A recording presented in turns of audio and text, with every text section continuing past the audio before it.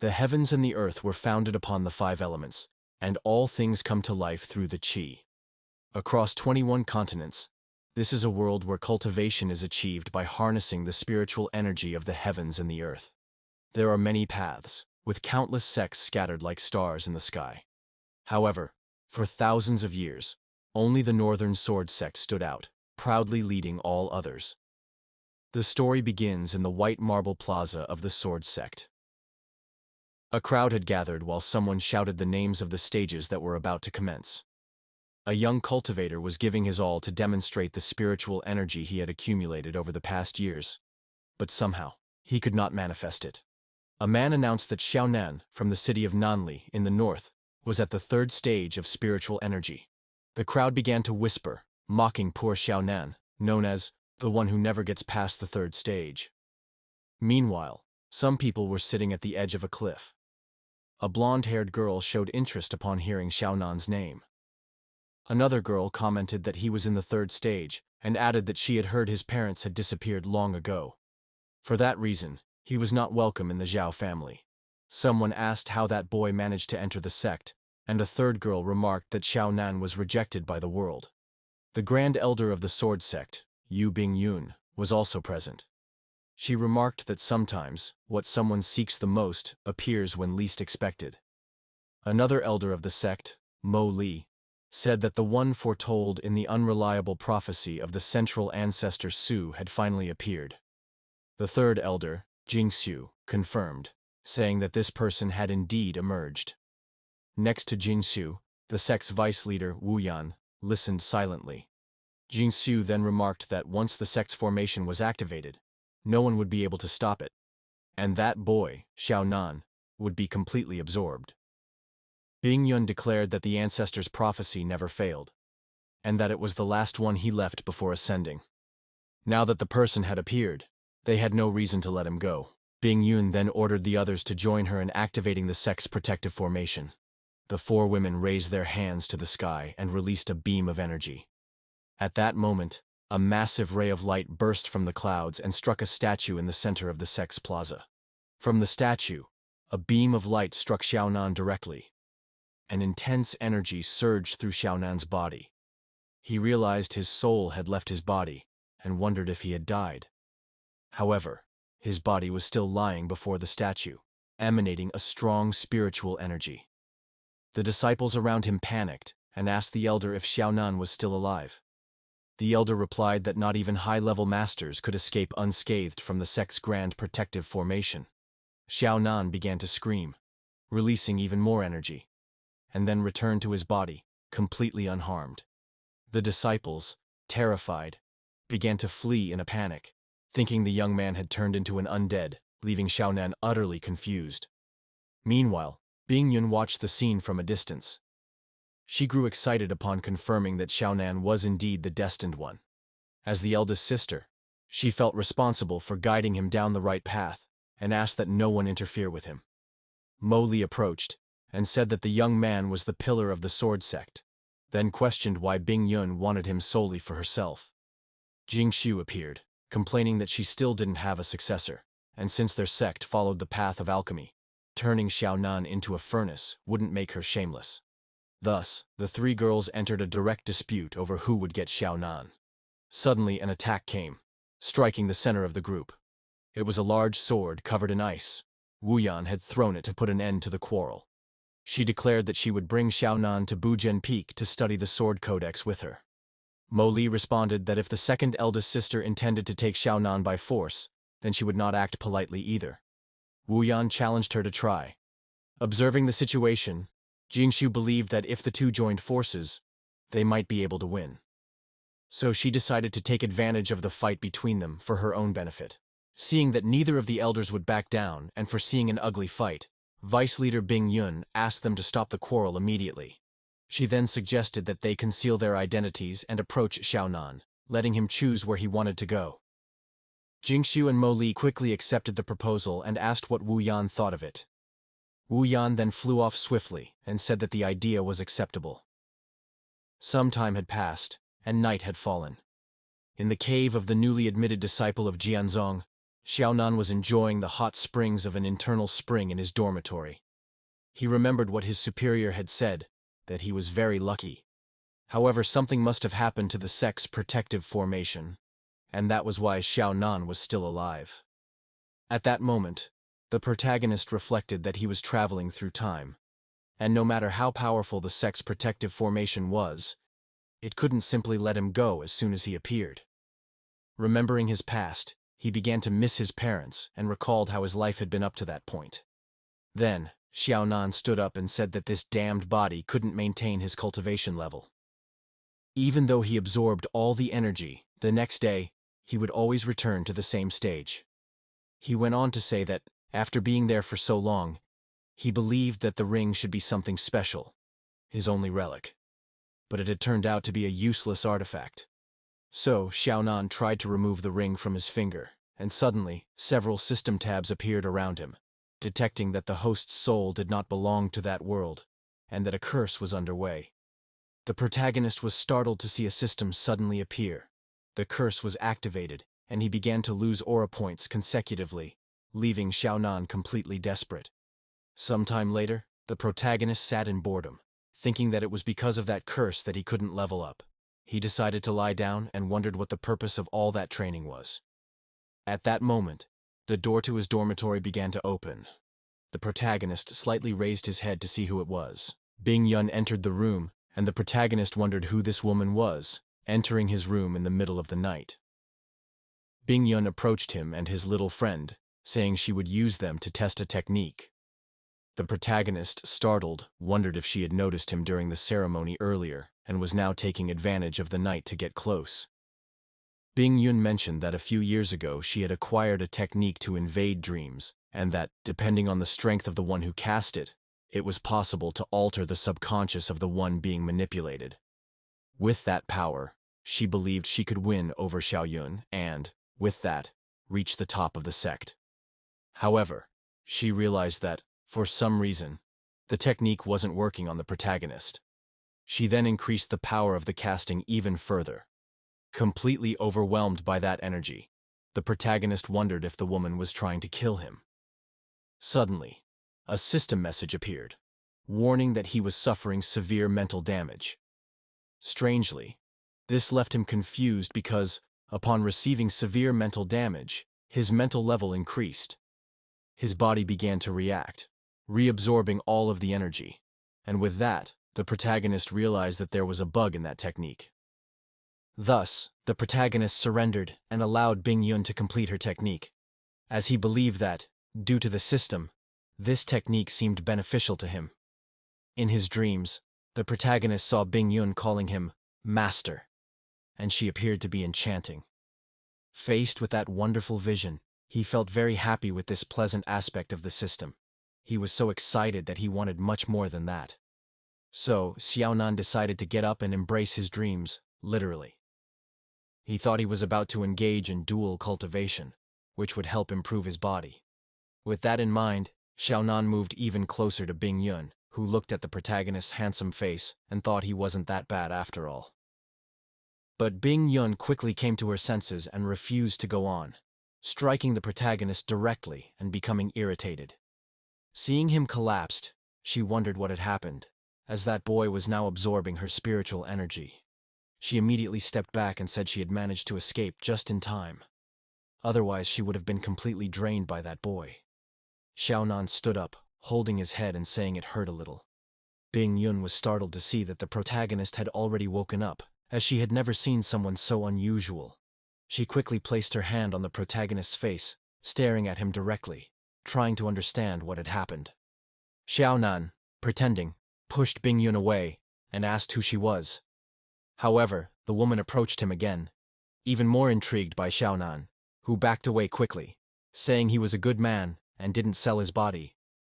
Bing Yun then introduced herself, saying she was an inner disciple of the first peak of the sword sect, and added that she had seen the protagonist during the test that had taken place earlier.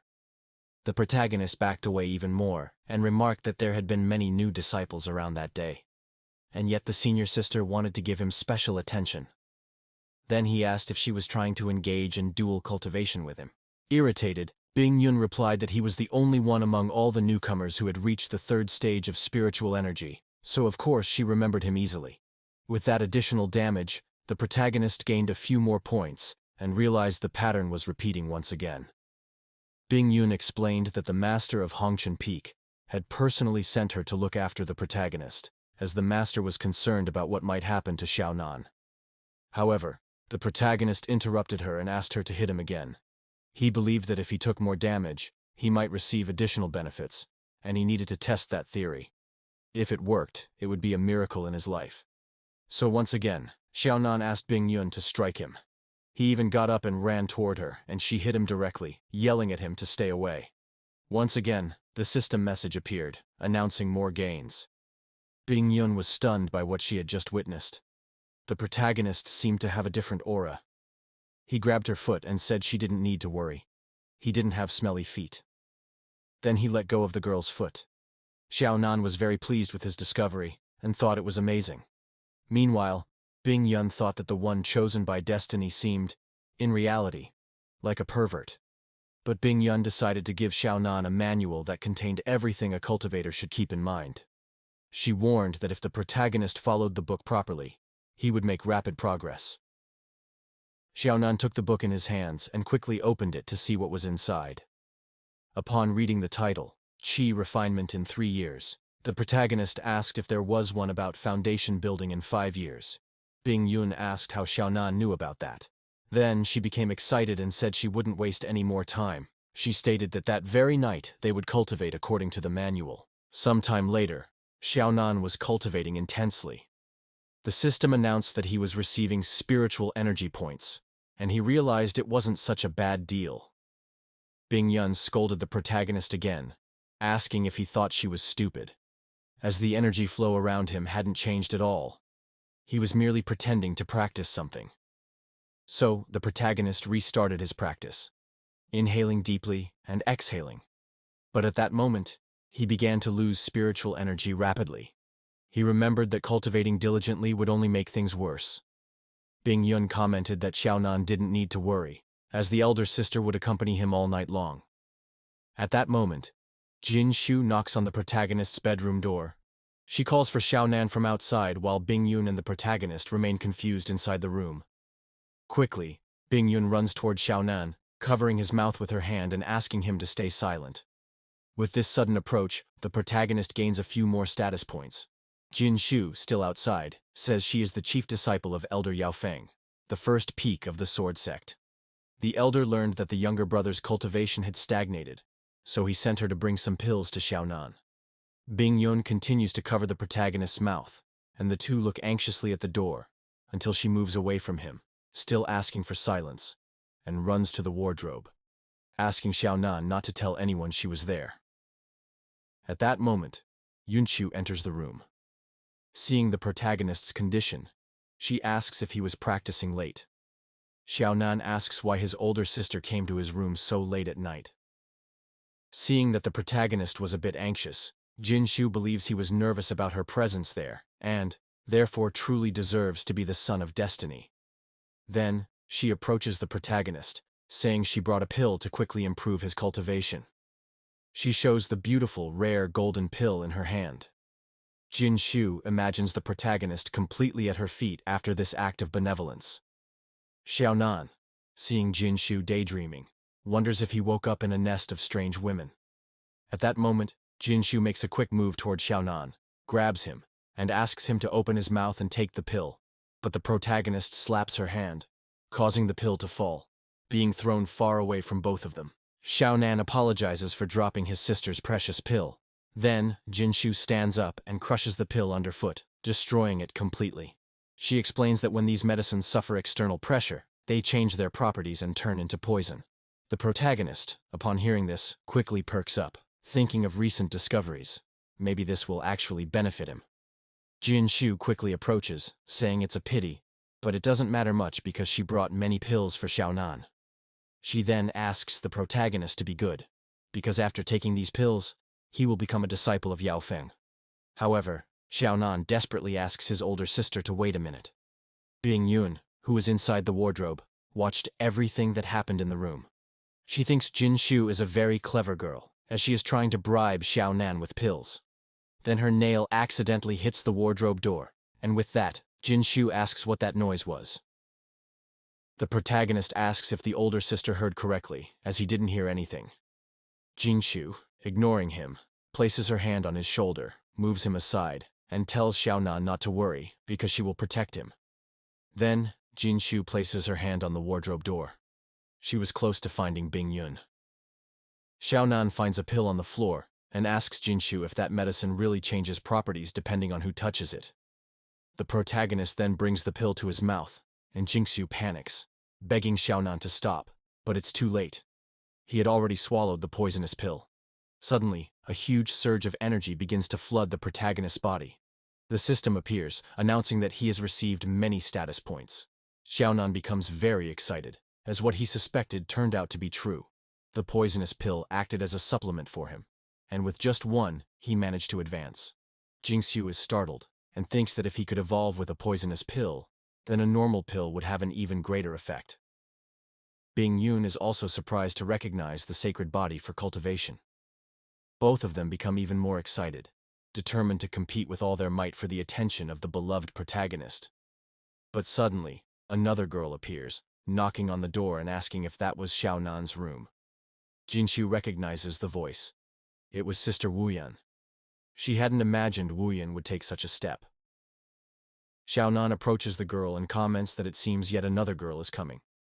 Jin Shu asks what he meant by another girl. The protagonist is completely unsure of what to say. Then Jin Shu turns once again toward the wardrobe, wanting to see what was inside, and tells the protagonist not to let anyone know she was there. She then enters the wardrobe. Xiao Nan turns around, sighs, and says that it's fine. They know how to take care of themselves. Meanwhile, inside the wardrobe, Bing Yun and Jin Shu meet. Outside, the protagonist opens the door of his dormitory. Upon seeing that beautiful silhouette with a cold elegance, Xiao Nan asks what the older sister wants.